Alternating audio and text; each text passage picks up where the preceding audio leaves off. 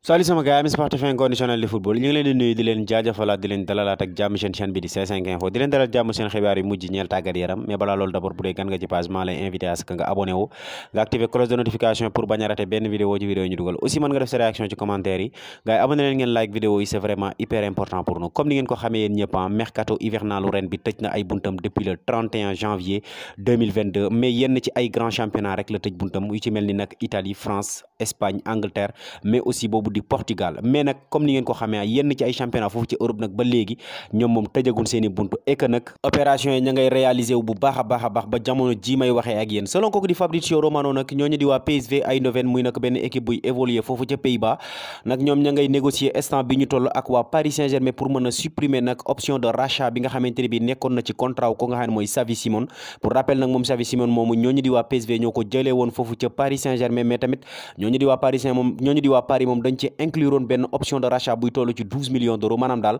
bu neexee ñooñu di waa Paris Saint-Germain ca mercato d'été ba la ñu jëm daal ñu jëndaat ko ci luy toll ci 12 millions d'euros temps bii nag buñ sukkandikoo ci kooku nga xamante ne mooy Fabrizio Romano ñooñu di waa PSV ña ngay négocier pour que nag loolu mën a supprimer wu et d'après nag seen coach boobu di Ruud van Nistelrooy mu nekkoon fi nag ancien légende du football hollandais mais aussi nekkoon fi joueur bu Real Madrid mooy tàggat ñooñu nga xamante ñooy waa PSV Eindhoven nee na nag kooku di Xavi Simons nag mënatu la ñàkk ci dispositif tactique am ak équipe am boobu nga xamante ne bi mooy le PSV Eindhoven ba tax na daal ñoom bëgg nañ instant bii daal mu nekk nag benn joueur fini bu ñooñu di waa PSV Eindhoven sans pour autant nag muy am benn contrat bu koy lié nag ak ñooñu di waa Paris Saint-Germain wala bokk benn clause d'ailleurs sax foofu ca Paris Saint-Germain googu la ñuy daal di jawali nag comme ni ngeen ko xamee mercato bi ñu jénn nag mercato bu sedd guy lañ am du côté de la capitale française la ko waral nag mooy que ne ñoom équipe ba kat instant bi marge de manœuvre bi moom dafa faibloon trop moo tax nag daanaka ñaari départ rek la ñu enregistré muy nag le départ de kooku di Pablo Sarabia mais aussi ko nga xamante ne bii nag mooy Keylor Navas et zéro arrivé muy nag kenn ñëwut ci li nga xam ne mooy club bi donc nag muy loo xam ne luñ gëj a gis la foofu ca Paris Saint-Germain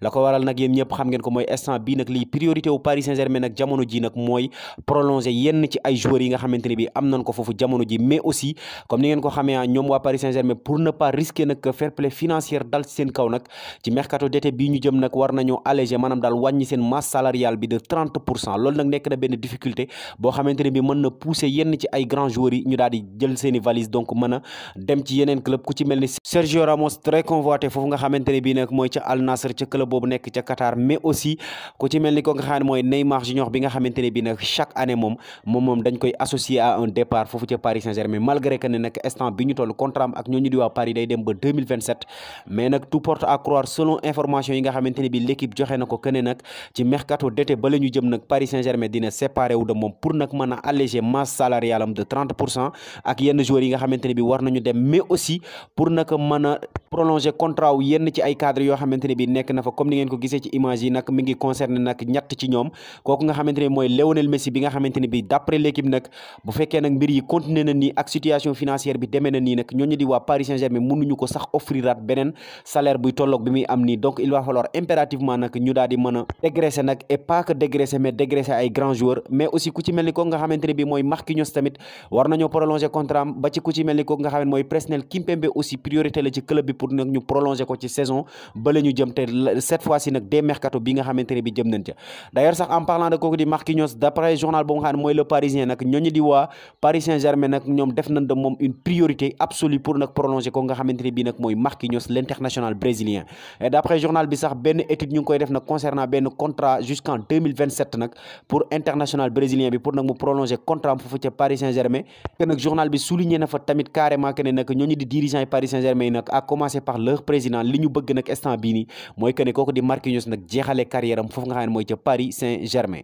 bu ñu jógee ci ñooñu di waa Paris Saint-Germain ak seen i bëgg-bëgg ak seen i ambition pour mercato bii ñu jëm kat dañuy daal di jàll ci ñooñu nga xamante ne bi ñooy waa Manchester United parce que comme ni ñu leen ko doon waxee démb ci seen i xibaar que ne nag ñooñu di waa Paris Saint-Germain ñi ngi waajal nag benn révolution et que révolution boobu nag mi ngi déjà en marche tey jii nag selon la Gazzetta dello Sport ka nga xamante ne bi mënut a ñàkk te révolution boobu nga nag du kenn ku dul kooku di Victor Osimhen après mûre réflexion nag ñooñu di mancunien yi jamono ji nag dañoo jël def ko nga xam ne mooy Victor Osimhen nag seen priorité ci mercato bii ñu jëm nag pour nekk l'attaquant type de équipe bi même bu fekkee nag recruter nañ kooku di Wout Weghorst ci mercato bii ñu génn nag ñoom gis nañ ne ba léegi kat dañoo nekk en panne de but ci championnat Angleterre et que saison bii ñu jëm nag ak Ligue des champions bi ñuy préparer nag il va falloir vraiment ñu am benn attaquant de classe mondiale et pour ça nag Victor Osimhen moom lañ def li nga xam ne mooy tête de liste numéro 1. d'après journal boobu di la Gazzetta dello Sport nag ñooñu di waa Manchester United ñi ngi préparer benn offre buy toll ci 120 millions d'euros yoo xamante ne bii nag danañ ko jëndee ko nga xam ne mooy Victor Osimhen l'international nigérien 120 millions d'euros nag day tolloo net ak li nga xam ne mooy clause libératoire u international nigérien bi foofu ca Napoli donc jar na loolu nag dana ñëw nag tolloo net ak transfert record bi nga xamante ne bi am na ci Premier League ba mu am nag ci mercato bii ñu génn